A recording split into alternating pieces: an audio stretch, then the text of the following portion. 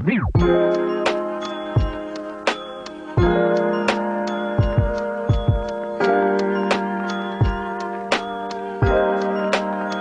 आज ह्या व्हिडिओमध्ये साधारण CBC जर का तुम्ही CBCचा रिपोर्ट केला असेल आणि तो रिपोर्ट साधारण तुमचा आला आहे आणि त्या रिपोर्टमधून डायग्नोसिस कसं करायचं, म्हणजे आपण आज CBCच्या फक्त एका रिपोर्टवरून, म्हणजे साधारण तो 150 ते 300 रुपयापर्यंत असतो. प्रत्येक सिटीनुसार त्याची प्राइसिंग कॉस्ट डिफरंट व्हॅरी होते.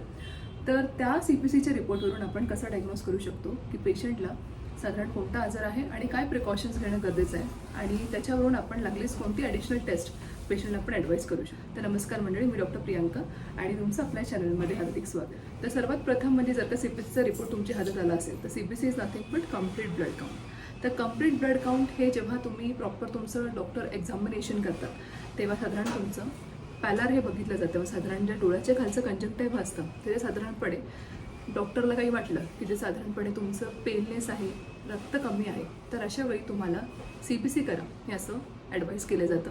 किंवा सर्दी, खोकला, ताप, पडसं हे अशा प्रकारचेही जर का तुम्हाला इन्फेक्शन्स असतील कोणत्या बॉडीमध्ये तर त्यासाठी सुद्धा तुम्हाला CBC करा ही ॲडवाईस केलं जातं, which is nothing but a primary test. तर आता तुम्हाला मी CBCचा एक रिपोर्ट दाखवते which is nothing but a sample. तर ह्या रिपोर्टमध्ये तुम्ही बघू शकता आयर्न डिफिशियन्सी जर का ओळखायची असेल, म्हणजे जर का रक्त लोह कमी असेल तर अशा वेळी CBCमध्ये हिमोग्लोबिनची मात्रा ही कमी असणार. HCT जे तुम्हाला तिकडे HCD दिसतं ते HCD पण लो असणार आणि RDW काउंट हा रेज्ड असणार.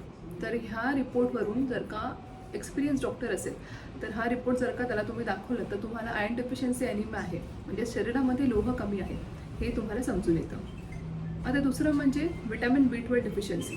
तर विटॅमिन B12 डिफिशियन्सी बघण्यासाठी आजकाल विटॅमिन्स रन केले जातात, पण फक्त जर का CBCच्या रिपोर्टवरून विटॅमिन B12 डिफिशियन्सी आहे ही ओळखायची असेल तर हिमोग्लोबिन त्या माणसाचं किंवा त्या बाईचं कमी असणार, MCV हे रेज्ड असणार, वाढलेले असणार आणि RDW हेही वाढलेलं असणार. फुल फॉर्म्स मी तुम्हाला खाली कॅप्शन्समध्ये टाकलेले आहेत, ते तुम्ही वाचून रिपोर्ट बघू शकता. आता तिसरं म्हणजे इन्फेक्शन्स. जर का पेशंटला डेंग्यू फीवर असेल तर नॉर्मली आपण त्याची लक्षणं हिस्ट्री टेकिंग करून आपण बघून त्याची टेस्ट रन करायला सांगतो.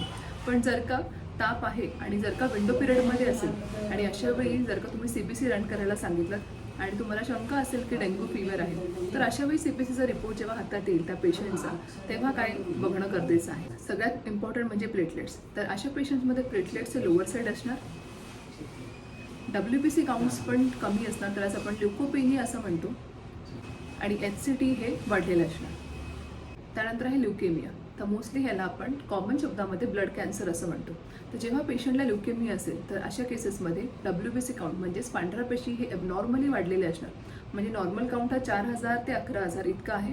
If it is more than हे वायर, जर का digits are more than that तर अशा वेळी दिस इंडिकेट्स की ल्युकेमिया आहे. प्लेटलेट्स लोअर साईड असणार, हिमोग्लोबिन हे वाढलेलंही असेल किंवा हिमोग्लोबिन हे लोअरही असेल. त्यानंतर बॅक्टेरियल इन्फेक्शन.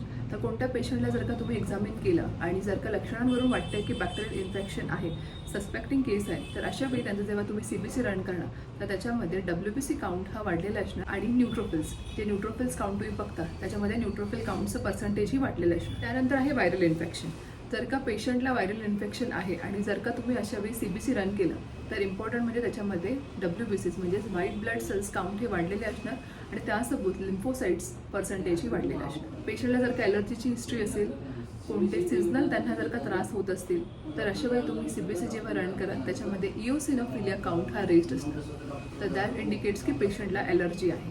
पॅरासायटिक इन्फेक्शन म्हणजे कोणत्या वर्म्समुळे किंवा जंतामुळे जर का कुठलं इन्फेक्शन झालं असेल, CBC जर का लहान मुलांमध्ये तुम्ही रन केलं असेल आणि अशा वेळी जर का इओसिनोफिल काउंट्स हा वाढलेला असेल तर that is because of parasitic infection. तर अशा वेळी तुम्ही हिस्ट्री ऑफ बाहेरचं काही खाल्लं आहे का किंवा जेवणामध्ये अनकुक्ड फूड काही खातात का, रॉ फूड काही खातात का, हे सॅलड जास्त कन्झ्युम करतायत का, तर या हिस्ट्रीवरून तुम्हाला पॅरासायटिक इन्फेक्शन आहे का तुम्ही सस्पेक्ट करू. त्यानंतर आहे CKD म्हणजेच क्रॉनिक किडनी डिसऑर्डर.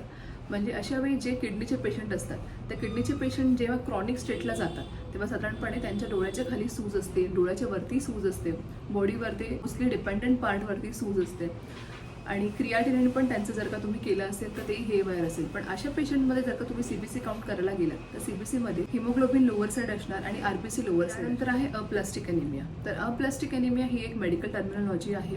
तर ह्या ॲनिमियामध्ये साधारणपणे तुमचे सगळे counts, so this is nothing but pancytopenia, म्हणजेच तिन्ही जे मेन काउंट्स आपण बघत असतो त्या तिन्ही काउंट जेव्हा लोअर साईड असेल तर दॅट इंडिकेट्स की पेशंटला अप्लास्टिक ॲनिमिया आहे आणि त्याचं जे पुढचं वर्कअप आहे ते तुम्ही ॲडवाईस केलं पाहिजे. त्यानंतर आहे थॅलेसिमिया. तर थॅलेसिमिया मोस्टली हा जेनेटिक डिसऑर्डर मानला जातो, जो तुम्हाला लहान मुलांना मोस्टली तुम्हाला पिडियाट्रिक पॉप्युलेशनमध्ये थॅलेसिमिया हे दिसून येतं. त्याच्यामध्ये बीटा आणि अल्फा थॅलेसिमिया असतो. तर थॅलेसिमिया तुम्हाला जर का डायग्नोज करायचं असेल तर फक्त CBCच्या रिपोर्टवरून आपण काय पाहणं गरजेचं आहे. त्यावेळी MCV आणि MCH हे दोघेही जे पॅरामीटर्स आहेत हे लोअर साईड असणार आणि RBC म्हणजेच रेड ब्लड सेल्स हे एकतर नॉर्मल असतील किंवा वाढलेले असतील. तर आय होप ह्या व्हिडिओमधून तुम्हाला कॉमन डिसीजेस आपण CBCवरून कसं डिटेक्ट करू शकतो हे समजलं असेल. जर का व्हिडिओ आवडला असेल तर कमेंट करून सुचवा आणि भरपूर जणांसोबत हा शेअर करा. धन्यवाद.